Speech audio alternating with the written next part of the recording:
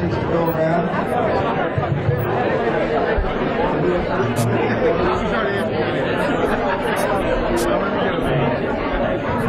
Okay, folks. Looks like this is a party crowd tonight. Wow. We're going to sell tickets. I've got a real quick announcement to make on account of time. I'll just be brief about it. The South Rockdale Civic Association passed a resolution. The resolution is too long to try to read it tonight. I was hoping maybe that the media in attendance might have a chance to publish it for us. In regard to the closing of the entrance to the state park on 155 and moving it to Alexander Lake Road, we are in agreement with the Department of Natural Resources in many aspects of that. We would like to be more of a participant in the planning stage along with them before the master plan has actually come about. So if maybe one of the media folks tonight could be kind enough to let us publish our resolution in the paper to elicit help from our community. There will be a community meeting held by DNR as well as South Rockdale. So keep watching for listings and notices in the paper. It will improve the quality of life for all of us if we participate in our government before actions are taken, not afterwards. I'll turn the meeting back over to John Hammond as your moderator. All right, thank you, Don. All right, I guess this is where the rubber meets the road now. No pun intended here. All right, everyone knows this is for the sheriff's position, and we'll start our 2-minute openings, and we'll let Mr. Levitt begin. Good evening. My name is Eric Levitt. Of course, you know I'm running for the office of sheriff for Rockdale County. I am currently a resident of Rockdale County. As you know, I've been a resident for 39 years, almost 40 years in a couple of days. I'm glad to see that. For the Lord, I'll be 40. I am married, been married for 16 years. I have 2 wonderful children, Christian and Colin, ages 9 and 4. They are currently enrolled in the Rockdale County Public Schools. One of the other one is in the one of the local daycares here. I've been in law enforcement for approximately 20 years. Most of my years is with the Rockdale Sheriff's Office. I've had opportunities to work for a couple of police agencies. So I've had an opportunity to work for police chiefs and for a couple of sheriffs. I have a simple platform, and that platform is safety, accountability, and professionalism. I want to pledge to you that I plan to make sure that our deputies and the county, the citizens, receive the utmost safety so we can reduce the crime. Crime, of course, is one of the most concerns that I have here, that I've seen here, that is increasing in Rockdale County over the last 8 years, perhaps almost 10 years. One of the things I pledge to do is to make sure that our deputies have the tools and the equipment and the resources in order to reduce that crime. I also pledge to make sure that we have our local town hall meetings. The local town hall meetings go with the accountability. Why should we have local town hall meetings? Because I should be held accountable for my actions. I want you as citizens to come to me and tell me, what are we doing? What can we do to improve? What are we doing right? What are your concerns in your community? Also, I pledge to implement crime mapping, the crime mapping system. The purpose of the crime mapping system, as far as accountability, that will make sure that we target the areas where the crime is increasing. We will deploy the manpower, the tools, and the equipment in those areas to decrease that crime. And as far as professionalism, I plan to make sure that we increase our training, that we make sure that we bridge the gap between the judicial system and the Board of Commissioners office so we can work together. Those are just a few of the highlights that I have for my platform. But I want to encourage you, on September the 8th, I have implemented my crime safety plan on my website. And I want to encourage you to go to that website, which is www.levittforsheriff.com. On that website it will show you the rest of my plans, the rest of the bullets to my plan that I have for Rockdale County. And again, I'm Eric Levitt, running for the office of Sheriff of Rockdale County, and I want to earn your support and your vote. Thank you.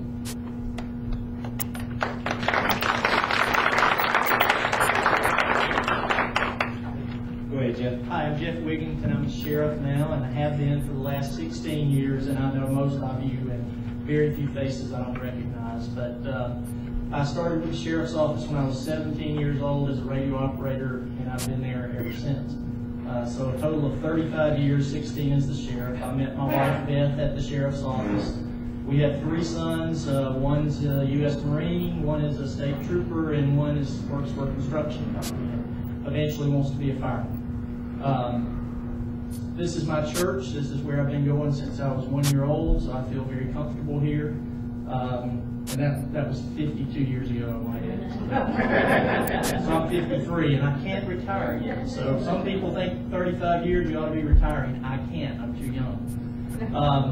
I would say that I'm by far the most experienced candidate, but not only me, but my command staff. And they're all here tonight. I have 6 captains, and if you add up their total years experience, they have 174 years of law enforcement. If you add me into that, that's 209 years that the 7 of us have in law enforcement. I have a bachelor's degree in criminal justice and public administration, and I also have a master's degree in public administration.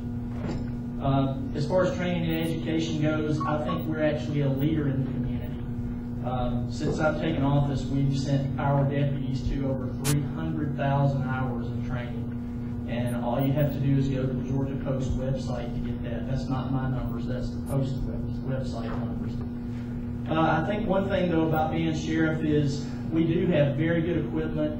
Unfortunately, our salaries for our deputies are not what they ought to be, and they're really not for any of the county employees because they haven't had a raise in 5 years. But I also understand that these are tough economic times, and we have to do everything that we can. And we all know that, yes, salary is a big motivator, but it's not the only motivator. You have to give them good equipment and take care of them and do things like that. We have lots of deputies that over the years have thought the grass was greener and they've left, and most or not maybe not most, but a lot of them have come back. We actually have 2 people that have left within the last 6 months, and 2 of them want to come back. But again, in tough economic times, I think we have to be fiscally responsible. And what I did this past year is I returned $900,000 back to the county. The year before that, every county employee lost 3 furlough days except the sheriff's office and the water department, and that's because I used my budget money to pay for those 3 work days that they would have lost. So I hope you'll vote for me on November 6th. All right. First question. Who's got the first question? Okay. Let's try and make sure we keep these to 30-second questions. This is for Mr. Levitt. Sir, what is your vision for the sheriff's office, and how is it different from the current administration? Well, one of the things that I hear a lot of complaints on routinely is that a lot of people who has moved here doesn't know the sheriff, don't know what the sheriff looks like. I plan to be in uniform 90% of the time. I plan to be in the community. I plan to go up and knock on your doors. Again, as I implemented earlier, I plan to have town hall meetings in various districts of the county.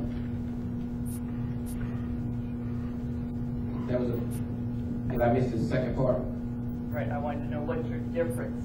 What you have a vision of what is it different from the current sheriff's vision? What am I not doing? One of the things that I feel that how I would be different is I'm a hands-on person. I make sure that I interact with the deputies. I make sure that I stay close to them, communicate with them, and not only them, but with the citizens once again. Again, that's one of the complaints that we hear not only on the inside, but on the outside. All right, Mr. Parker. Do I get to respond to that? Oh, yes, Jeff, you do. I'm sorry. Okay. You know, I've been doing this a long time, and I made a conscious effort many years ago to purposely not wear a uniform except for certain occasions and things like that, because I think you actually have a more professional demeanor or appearance if you're wearing a coat and tie or whatever. So that's actually a choice that I've made. Now, for certain occasions, I do wear a uniform. I wore one on September 11th when there were ceremonial things like that. I don't think the uniform makes the person. I think the person makes the person. You know, I've always been involved with my deputies. I think the captains that are here tonight would tell you that my concern is for those deputies, and a lot of things that I do may be unnoticed by a lot because, you know, I run around and brag about everything we do, but at the same time, you know, I've always been very involved. I'm probably the only elected official, and I'm not trying to dog any go out there out here, that still have a phone number in the book. So my home phone number is listed in the book, and it's always been. I've never had an unlisted phone number. I regularly give my cell phone out. I have an open door policy. People can come see me anytime they want to. All right, thank you, Jeff. Got one right here. Yeah, and I just want to yes or no on this one. Do both of you believe, or either one of you believe, that the 911 should have been a bidding process, transparent to the vendor for the 911? Mr. Lucky? When you say vendor, The vendor. Now you're going to be confused.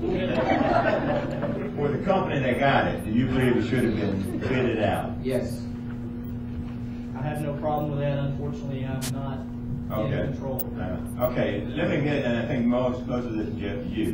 When you had 911, I've never had 911. the sheriff department had 911. When Guy Norman was sheriff.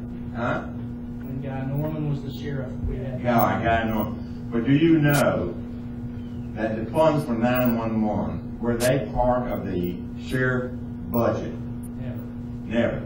Do you know where that budget is? That money? Well, what I believe you're referring to is 911 has a separate revenue fund. Revenue, right. That has to be separated no matter who controls it. But when the sheriff's office had 911 years and years ago, I assume the sheriff's office maintained that account, but it always had to be separated from other monies. Now, that's currently under the fire department, and that, somebody's ringing. That money has to stay separate from any other account, and the finance department does that, but the fire department controls that account. Well, I guess what I'm getting at, the 911 fund, the state revenue department gives us, the Rockdale County, $1.4 million a year. This has been going on for a long time. Now, the SPLOSH program just gave $4-point-something million to the 911. I'm just trying to figure what happened to all. We cannot find out. You're asking the wrong folks. Neither one of us You don't know. have a clue about Okay. that. All right. All right, anyone else? Questions? Yes, ma'am. I didn't want to cut Eric off, but I don't think either one of us have an answer for that. Well, let me ask you this real quick. Should 911 come under the sheriff department? Absolutely. We're in agreement. I'm not sure I know how to ask this question because it's about the name Levitt being all over my ballot.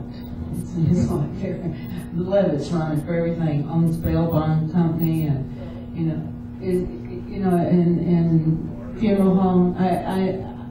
It seems like there's just maybe a conflict of interest there. Well, Perhaps? well, unfortunately, we don't choose our career path. I chose to be a law enforcement many years ago. I also chose to be a funeral director many years ago. We didn't get together to plan to run. As a matter of fact, we don't even sit around the table to discuss who's going to run for what. This has always been in my heart. It's always been a passion for me, and this has always been a goal for me. So that's the reason why I chose to run for the office of sheriff. And let me just say, the Levitts have been in this community many years. I worked with Eric's grandfather, very good people. I do think if Eric were to be elected, though, his uncle would probably not be able to be in the bonding business, so that would probably keep any conflict from occurring. And I have no problem in making sure that goes away. I'm a fair person. I do everything equally. And again, I think that falls upon accountability. Back in the back. Okay. Mr. Levitt, on your website, you have a list of things that you're, looking to do to improve the sheriff's office. Sheriff's Department. And one of them is, I think, like Kevlar vests and, you know, some additional, like, weapons and things. I don't remember exactly what. But would you tell us what it is you're looking at doing? And then what kind of cost are we looking at? Well, I can't exactly give you the total cost or exact cost, but we always can use improved weapons. Improved equipment. And when you're talking about the cost, I realize that, you know, we have a budget, and I realize that the budget is allocated on the equipment and the things that we purchase. However, we also have drug forfeiture money, and we can utilize some of that money to purchase these items. Well, have you looked at what, done any estimations or calculations, and what kind of experience do you have in taking care of a budget, or what's the largest budget that you've ever maintained or managed? Well, I've never, you know, I'll be honest, I don't have any experience in maintaining a budget. I have, in the PMP program that we took through Columbus State University, there was a budget class that we took. Again, I can surround myself with the qualified and educated people where we all can come to a decision in managing a budget. I have to refer back to the sheriff. When the sheriff ran for the officer of sheriff, he was a lieutenant. I'm not sure if he had budget experience either. This was something that you learn as you go into that position.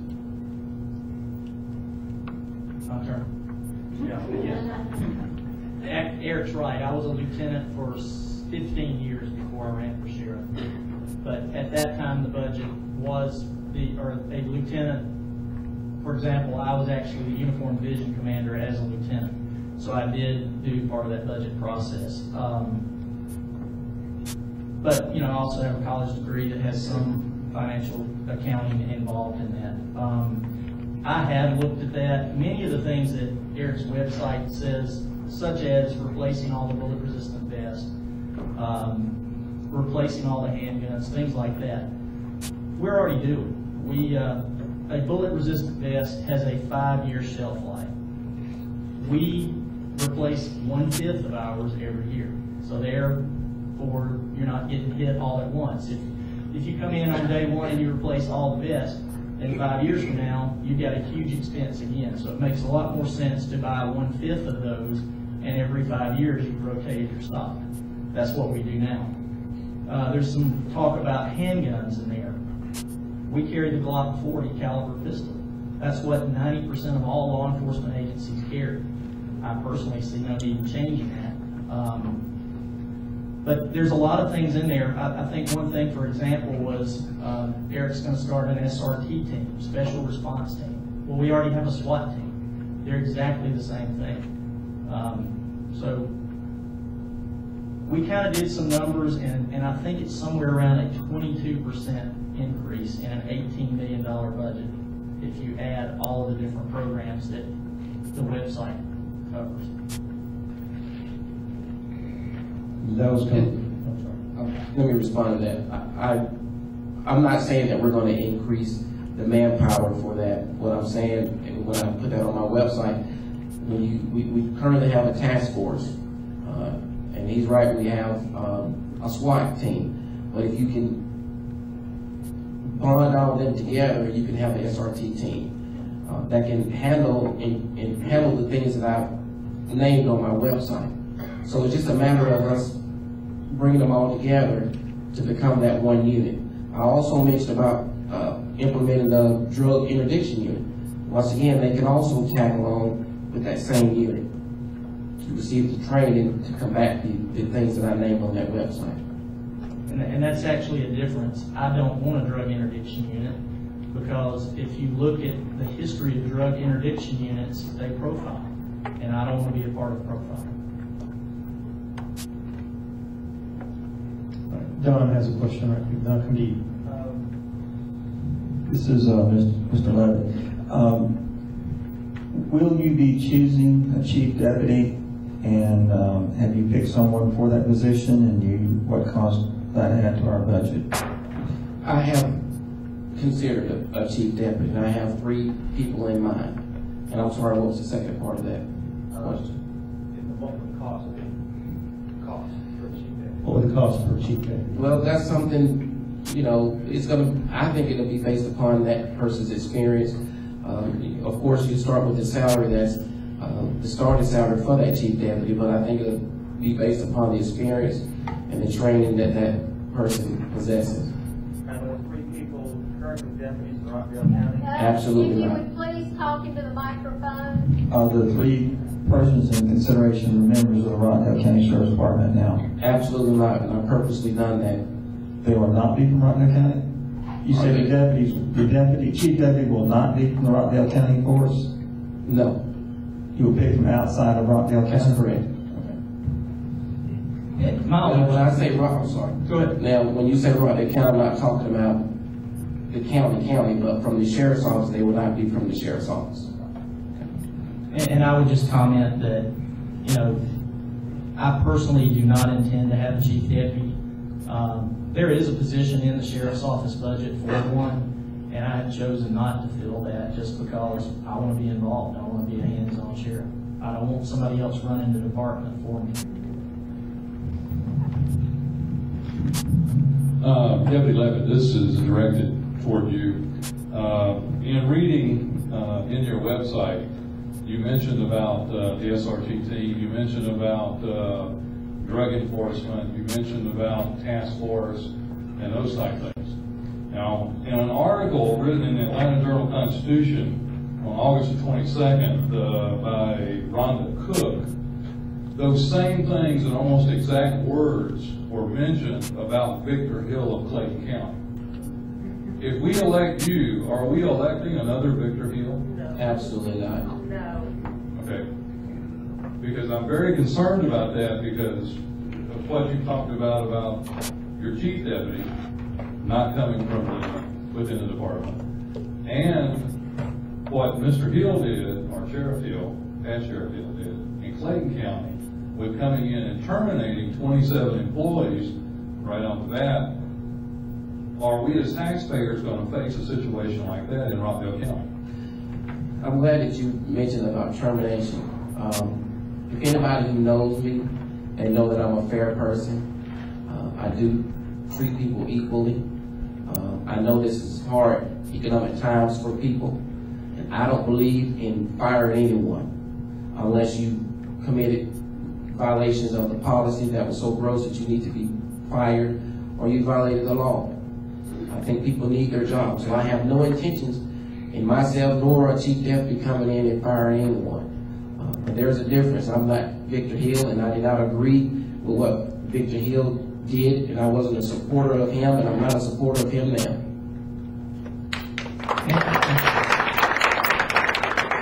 It's hard to plug your opponent, but Eric's a good guy. If he wasn't, he wouldn't work for me now. And I don't compare him. I just wish he wasn't running this. Yes, ma'am. I have been getting a lot of complaints about some of the people that work in you of color. That they don't get, you don't give them raises, or you don't put them in bigger positions. So do they have to be qualified to get those positions, or do they just, how do you do that? Because that's the only thing I have been getting complaints about. Right. That a lot of them want to run against you because they have not gotten.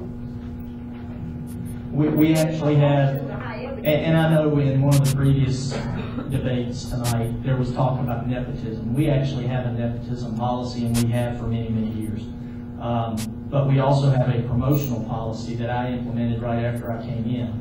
And everyone has to test for, the first rank in our department is corporal, the second is sergeant. We're very slim down when it comes to rank. We have corporal, sergeant, lieutenant, and captain. Captains are division commanders. There's only 6 of them. The captain with the least experience has 20 years, and that's that group of 6 people I told you about before that has so much experience. We have once you make it to sergeant, then you're appointed to lieutenant. And what we talked about just a moment ago about people having to worry about being fired in the Rockdale County Sheriff's Office, to Sheriff Vic Davis's credit, in 1984, the Rockdale County Sheriff's Merit Board was created, and the only person the sheriff can fire without cause or demote without cause is anyone above captain can be terminated without cause. The rank of captain can be demoted one rank back to lieutenant. Lieutenant and below, nothing can happen to them without cause. So whoever comes in as sheriff is stuck with who they have unless they are not able to do the job. So from the deputy's perspective, they're all protected by that. However, we do have people in law enforcement. It's kind of like other agencies. We don't bring people in to higher positions. And for some agencies do, but I've never done that, and I never will, where you hire someone in from another agency at a higher rank over other people. I don't think that's the way to do it. I think you should earn your way up. You should do your time and get promoted based on your time, your experience, your education, things of that nature. Anyone else?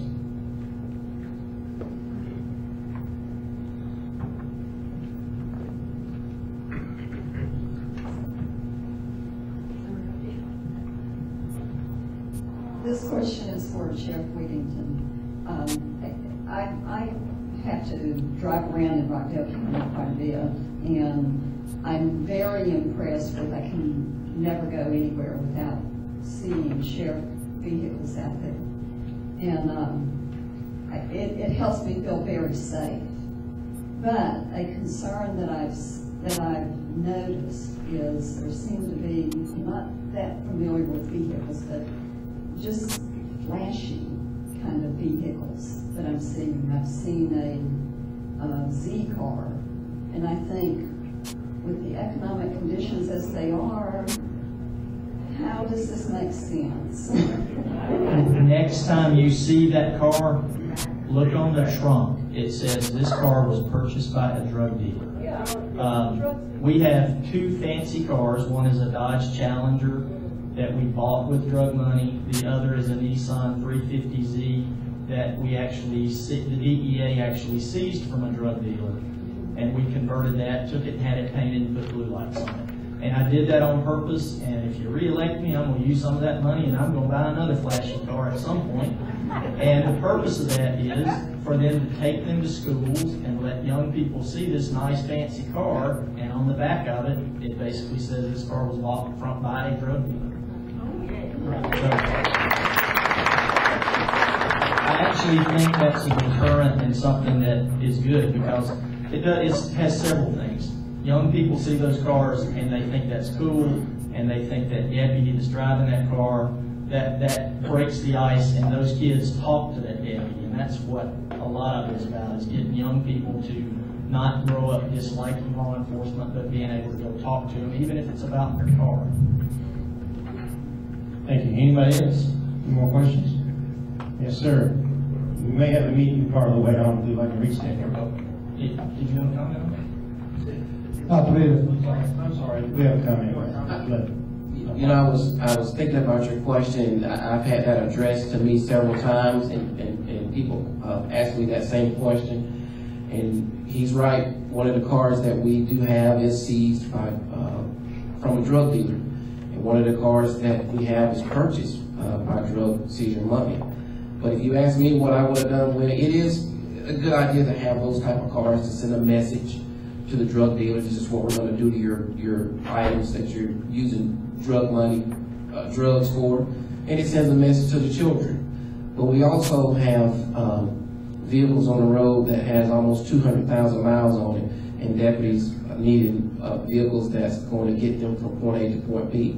Me personally, now, if I could utilize that drug money to purchase vehicles for undercover CID units, and perhaps even for marked cars, regular Crown Vics, or cars to patrol in, I would do that with that money.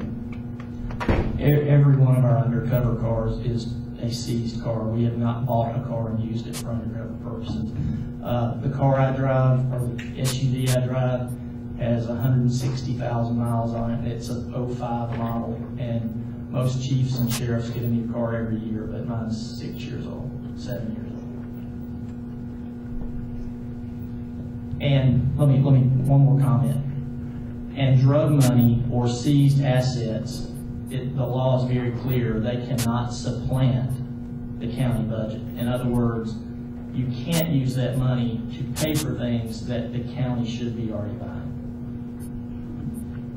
And that's what we talked about at the commission this morning. Mr. Levitt, not to be a dead horse, but on the deputy sheriff, the Chief Deputy. chief deputy, yes. Would that, you said that person would be not from the current sheriff's department, could be from Rockdale County, but would that person be over and supervise the captains and lieutenants? Yes. And so that one would not be under any criteria. You would be hiring from without the department, not within, for all the experience that you have already. That's correct. Now, this is a personal choice. This is my choice, and I'm going to tell you why I was trying not to go there. Oftentimes, we talked about earlier with the post one, and we talked about it a little bit here under the sheriff's office about nepotism. Oftentimes, you have too many friendships within the sheriff's office, where people seem to not feel that they're fairly disciplined, and that you have inappropriate relationships. I believe in bringing in a chief deputy because from outside the sheriff's office, so they won't have that personal relationship with the deputies, and that we can continue to do things fairly and equal. So that's the reason why I would bring someone from the outside in. I am a family man, number one, and I'm a fair and equal man, as I stated several times, and I believe in doing things right and doing things fair. And again, I stated to you about my accountability platform, and I will hold not only myself, but any command staff of mine accountable for their actions. Not only the command staff, but the first line supervisor and deputies accountable. So that's the reason, another reason why I would bring in a chief deputy. And I would suggest we keep our people accountable already. Thank you, Roger. This is for both candidates. With Ford discontinuing the Crown Vic, and with fuel prices going up and up, I'd like to know how you're going to spend our tax money for patrol cars and what you're going to use to put on the road in the next 4 years. Well, I thought about that, and I'm currently assigned to the Criminal Investigation Division for now. I drive a Ford Explorer, and at the time when the economy was good, that's fine. It's a V8 vehicle, and yes, it uses a lot of gas. But for the type of work that we do and the traveling that we do, I've considered anything from a Ford Fusion to something of that measure. As far as Criminal Investigation Division, as far as Uniform Division, you have to use the vehicles that is equipped for police package vehicles. With the Crown Vic going, it's phasing out. One of the vehicles that are used now that I think that'll be feasible for the sheriff's office is I think it's a Charger, and that's one of the things that I would look at.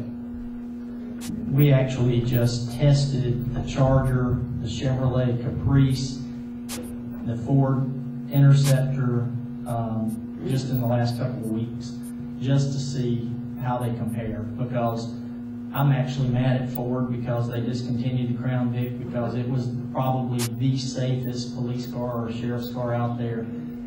And unfortunately, these newer cars are very fast compared to the Crown Vic. The Crown Vic's like a tank. If you have a wreck, you usually do pretty good. I'm really worried about young deputies being in these cars that have superchargers and turbochargers and everything else. But they're very fast and they're very nice.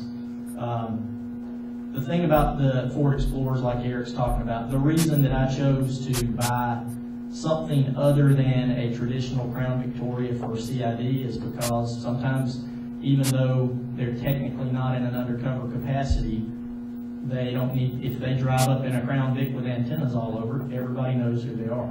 So there was a purpose for buying something other than a Crown Vic, and I stick by that and think it was a good decision. One reason that we did the V8s is because the Explorer has the exact same engine that the police vehicle has. Therefore, you're only buying one type of oil filter, one type of whatever. So there's a lot of thought goes into stuff that sometimes don't come out. But that's the reason that we try to stay with the same type of fleet and all that. Now, Ford did that to themselves, and we have no choice now but to go in a different direction. So what are you looking at for the next 4 years? Have you settled on something? We have not. But I can tell you every one of them is faster than the big Crown Vic that we got right now.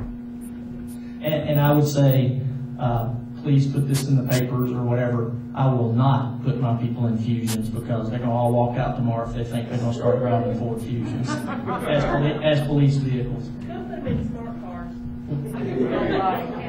All right, Don, you have a question?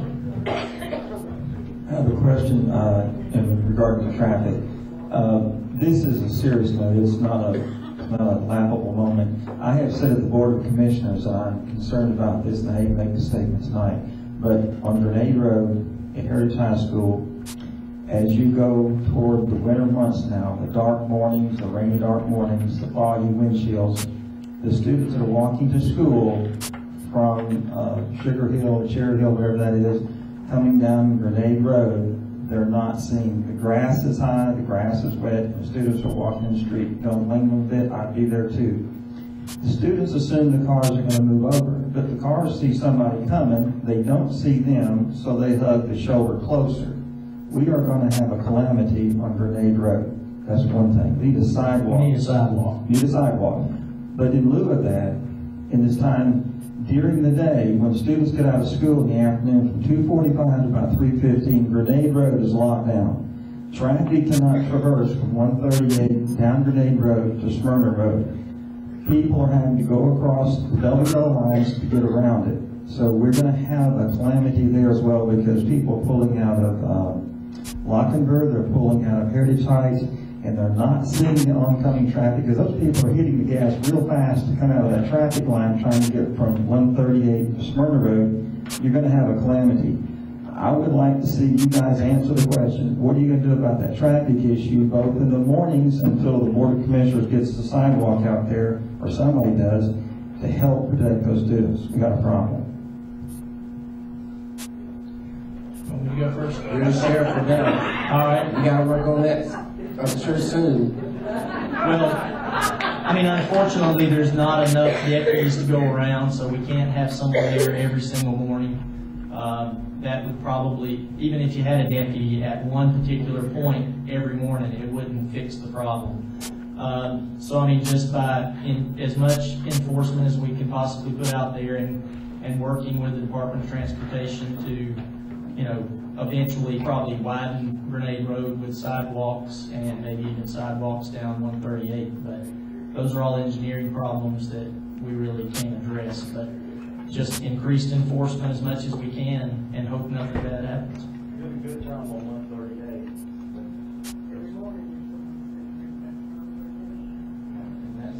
Well, and the problem with Grenade is it's such a tight area. You can run radar on it, but moving radar is when the deputy is moving. Stationary is when he's sitting on the side of the road. There's really not many good places for them to sit to catch people go by. So, I mean, there's some challenges with that.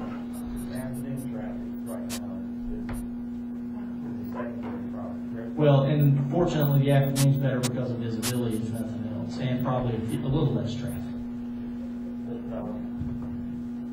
All right, you got to finish this too next time. I think, one of the ways, I won't be the bad guy here, one of the ways to help relieve some of that tension there is you have a principal.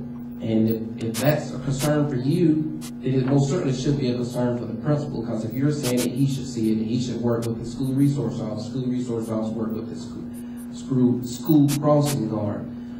But between the sheriff's office and the principal, we should work together and try to come up with a plan to relieve that traffic. Now, if you go to the elementary schools, you're going to see teachers, and middle schools, you're gonna see teachers outside helping, moving, making sure the kids quickly get in their vehicles and moving that traffic along.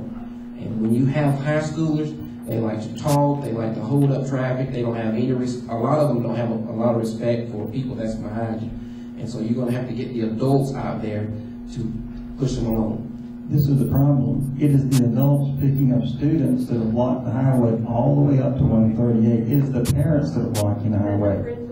And my wife and I had a 1 hour and 15-minute meeting with Dr. Sam King and Mr. Autry last year, and we addressed about 10 issues, and that was one of the key issues. It was supposed to have been rerouting the traffic once they finished construction on Heritage to the backside of the school. They have not done. So the school board knows exactly the criteria. Every chief of staff was with Mr. King and Mr. Autry were there at that meeting. And they promised to fix it. They have not. What we have is a future calamity of loss of life on that road. It is a moment. It's going to happen. It's going to happen. So at this point in time, I would say that whoever the elected is, if you work closely with the school board and whoever, because you guys will be cleaning up the mess. I'm sorry. And I will make a comment that the deputies have patrolled very well when we brought it to their attention, the neighborhood, and have helped. But it goes back to somehow getting the school board to do something about it. And if we can have any help whatsoever, working with the school board to get them to do something about that issue. And we do have a good working relationship with the school system and the resource officers, and we can work on that too. Anyone else? I just have a question on that topic of schools. I drive around Rockdale County in the mornings when the school lights are flashing, in the afternoons when the school lights are flashing. And I can't tell you how many people, when I'm slowed down at 25 miles an hour, and there's a car in the second lane at 25 miles an hour, and we're about that far apart, how many cars will speed through the two of us to get by and speed through that? And I have a good friend back in my hometown whose daughter was killed right in front of them while they were on one side of the street when a school bus was actually stopped with its red thing out, and a truck went around and killed her on the spot. And I'd just like to know what we can do to improve that situation, to people take seriously what that 25 mile an hour speed zone light is for. Go ahead, sir. You gonna make me answer them all? Okay. I mentioned earlier about utilizing the tools, equipment, and resources. And I'm going to say it like this because I've said it in a joking manner to them, and I've said it to them in a serious manner. But I think that, right now we have a motorcycle unit of 2, and from my understanding, it's down to 1. We have approximately 4 or 5 motorcycles that we could be utilizing to also run radar in the school district more often, along with the special operations team that we have, instead of spending a whole lot of time on Georgia 20 South.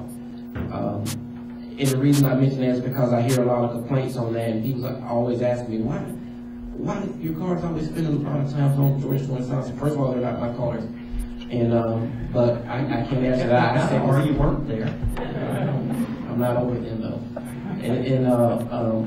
And I say something to those units, and like I said, in a joking manner and in a serious manner about why y'all spend a lot of time on Georgia 20.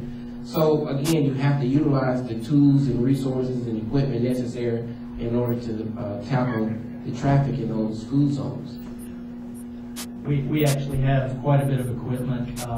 We do have 5 motorcycles. 3 of them are older and used for escorts and things like that. 2 of them are fairly new. 1 of them is currently not being ridden because the deputy had a wreck and got injured and decided he didn't want to ride anymore. So we're looking for someone else that wants to ride. If you want to volunteer to ride a motorcycle every day, come see me.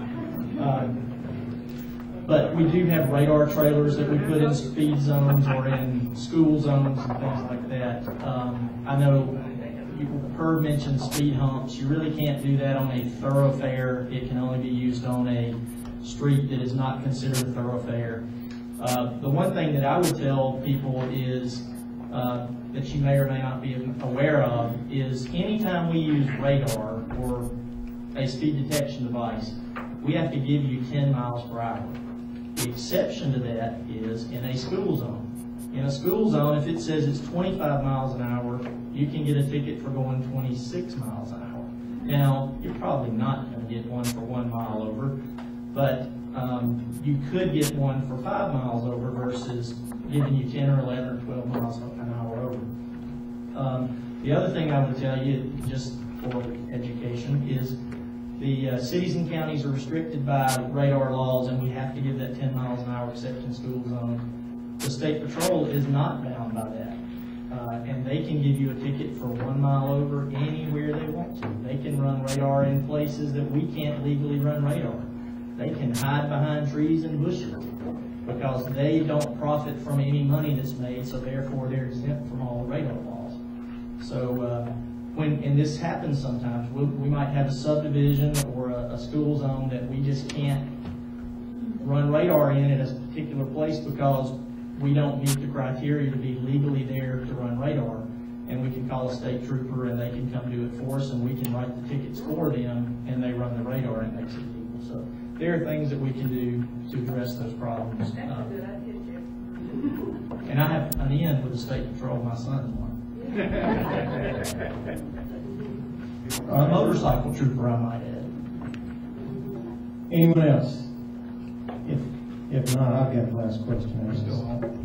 Yeah. Jeff, as you know, this past April, I experienced someone stealing my pickup truck out of my driveway underneath my bedroom window. And anybody that drives a pickup knows you don't mess with a man's pickup truck.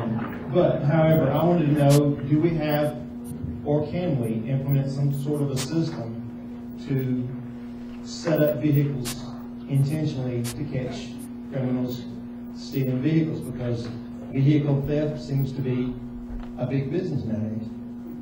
You mean like a bait? Baiting a car. I watched the bait car at 3 o'clock this morning. I'm all up on bait. Anyway, the problem with that is they're not taken from a particular area. Now, you know, I think the city, and Scott, you nodded your head, I think the city's done some sting operations, and I know we have in a couple of shopping centers and places like that, but unfortunately, like yours was taken from a residential area that, you know, we would have no way of knowing. Because I think you may have had one stolen there previously years ago. I've had one completely stolen and 7 attempts. He's in a high crime area. Not really. He's on a dead end street. He shouldn't be having a problem, but he has many nice vehicles as his problem. Johnny and I went to school together. Jeff and I have known each other for 53 years. Any more questions? One more, last question. Did you want to respond? Oh, yes. No, actually, My question mainly is if we had anything system, or could we implement a system to do that? But if you say we're doing that already. Well, I mean, I don't mean to be ugly, but low jack, there are things like that if your vehicle is taken, there are ways to get that back. We have cars that are equipped with the low jack transponders or receivers that, and that's the way we actually identified a shop, 3 weeks ago. You see my white truck, did you? A deputy riding around got a low jack hit, went to the place, looked in the window, ran the tag on a car that was stolen the night before. And we ended up getting 4 engines, 5 transmissions, and 2 or 3 stolen cars out of here. But low jack's a great thing, and I cut Eric off, so let me know. Bait car is something that a couple of investigators, when I was just a slick sleeve investigator, we talked about, because entering auto and auto theft is one of the biggest crimes here on Old Burgers.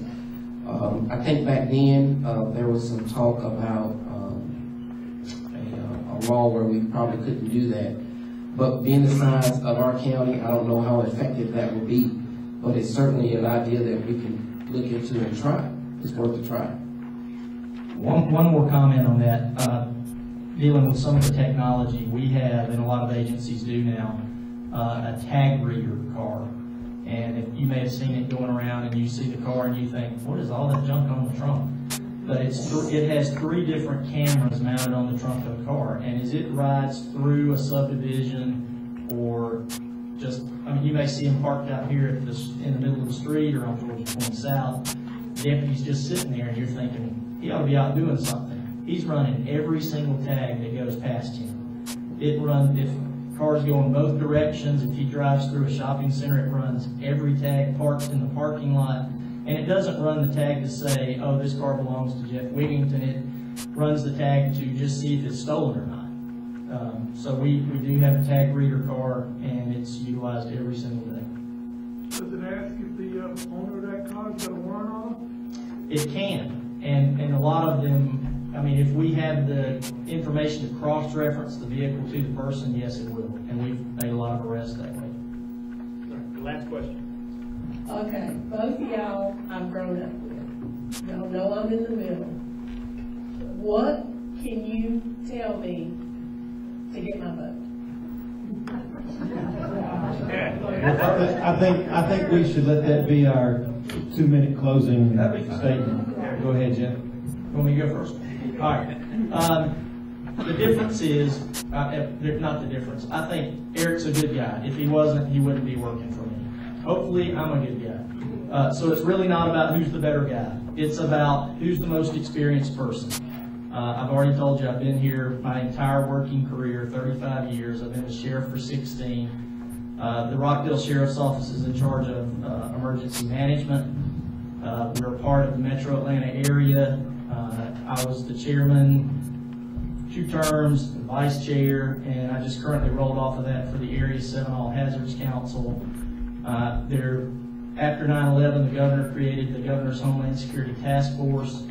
There is one sheriff, with the head of the State Patrol, the head of the GBI, the head of the National Guard, all the state agency heads. There's one sheriff and one police chief to represent all the sheriffs and all the chiefs of police. I'm the sheriff for the entire state of Georgia, so we're very well connected with Homeland Security.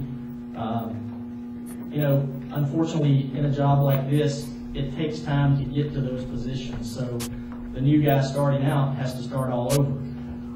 But we have lots and lots of programs and technologies, and I think we have an excellent sheriff's department. Some people have commented on the visibility tonight. I challenge you to go anywhere in this county and not see a patrol car. We have a take-home car program where the deputies can take their car home with them. Some think that might be wasteful. I suggest it's a very good crime deterrent if you got a neighbor that's a deputy, and also if we have something bad, a whole bunch of deputies can get in their car and come to work. So in the end, it's very cost effective, but it's also a very big crime deterrent. But I think the big difference in this race is just experience and who has done the job and has a proven track record. I try to be fair to every single person.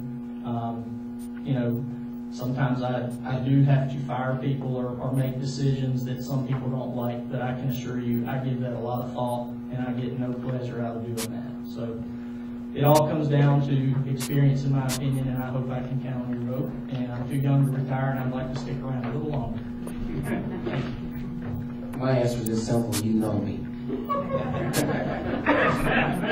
And that's why you got to vote for me, Lisa. What you know, I was born and raised here. I'm a family man. I'm family oriented. I'm again hands-on, and I believe in connecting with the people and connecting people with us. I believe in making sure that Rockdale is united as one. I feel that we are still kind of separated, and I think that it needs to be someone that can bring everyone together, and I think I can.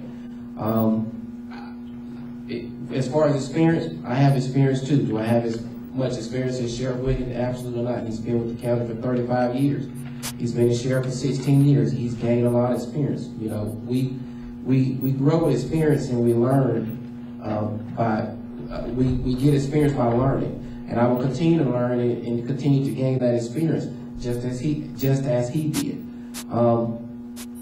The biggest thing is, as far as earning your vote, again, I believe in having those town hall meetings, going back to if you will, Mayberry days, where the sheriff would get out and go to you. Yes, we have an open door policy. I will continue to have an open door policy, but who utilizes that open door policy?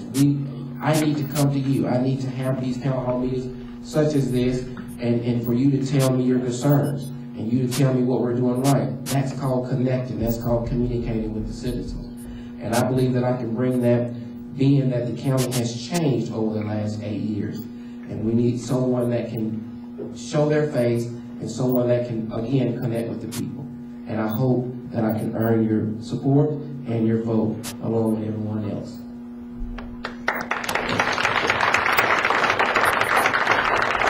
Thank you guys very much. I'd like to thank everybody for coming out here this evening. And just remember, these forums can't happen without each and every one of you. And if you're not a member of South Rockdale Civic Association, please see one of us about joining. We need the support, and it's entertaining. Thank you.